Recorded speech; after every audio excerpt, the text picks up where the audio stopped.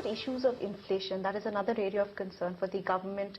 The Monetary Policy Committee meetings minutes were made public a few days back, and it emerged that one of the members had actually recommended that there should be a 25 basis point increase in the rate, but that eventually did not go through, and he ended up voting in favor of maintaining status quo.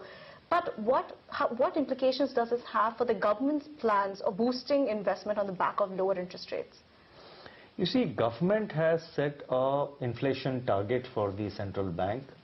The central bank has to maintain that inflation target of 4% plus minus 2. That is the target which government has given. Within that, it is the central bank's judgment what should be the prevailing interest rates.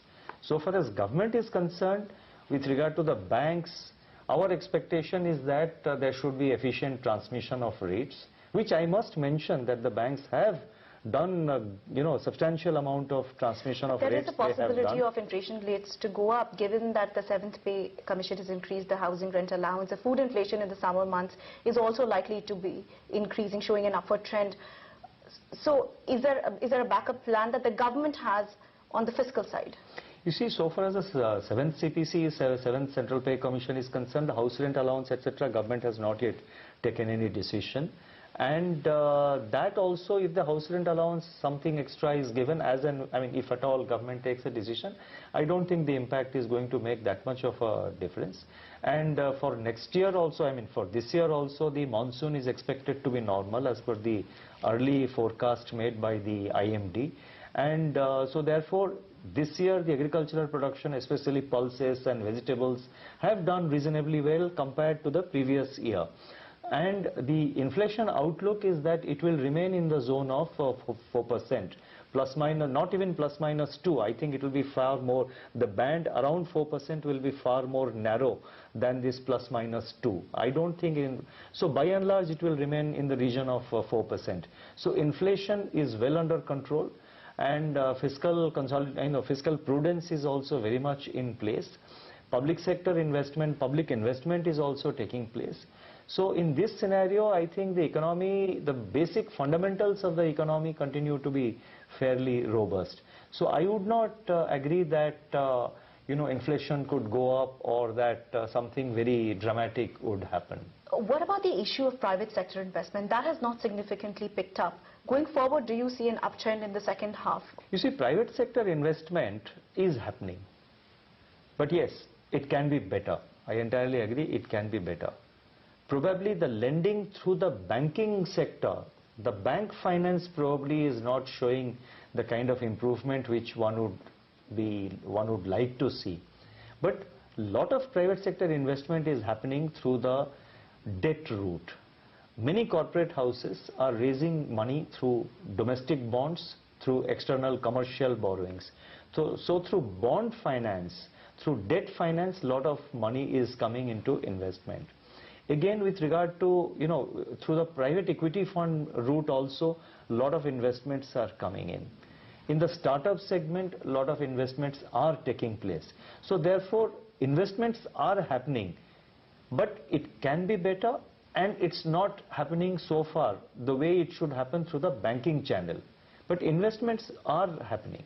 Is royalty payout something that concerns you? An interministerial group has been set up by the government.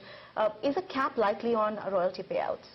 You see, some industry groups in India have expressed the point of view that there should be a cap on royalty payout. Now, there may be merit in that because royalty payment should be reasonable. It cannot be exorbitant. But at the same time, a cap can also stifle induction of new technology, induction of latest innovations into the country. So a balanced view has to be taken. And I would not like to prejudge whether government will take a decision to have a cap, but there are two sides to the issue, and a balanced view has to be taken. So a decision that has already been taken by the government with regards to price controls in the health sector is something that has concerned investors. Abbott has announced that it will be pulling out 2 of the stents that it used to supply in India since it has become unviable. Experts have said that this is just the beginning and many other foreign companies are likely to pull out. While it may not be a concern for the government at the international players are pulling out, if domestic manufacturing is able to meet the needs. However, nobody is questioning the fact that price controls are being imposed or pricing needs to be checked. But the approach that the government, the autocratic approach that the government has adopted is something that has concerned investors. Why did the government not hold more consultations before it came to a conclusion that where the cap should be set? I think your choice of the word, that autocratic decision, I think I would not agree with that. The government has, the relevant ministry has taken a considered call.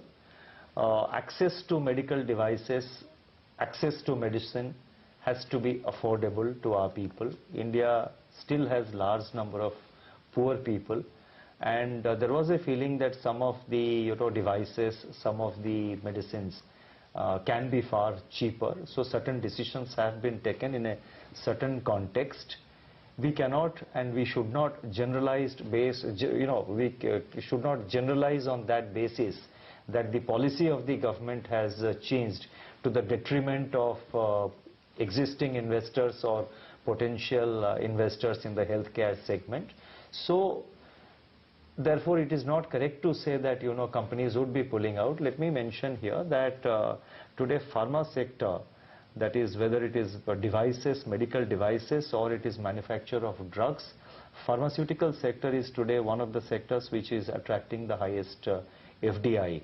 So therefore, if one or two companies have made certain pronouncements, I am not aware about the specifics of those cases, but overall India continues to be an attractive destination even in the pharma segment.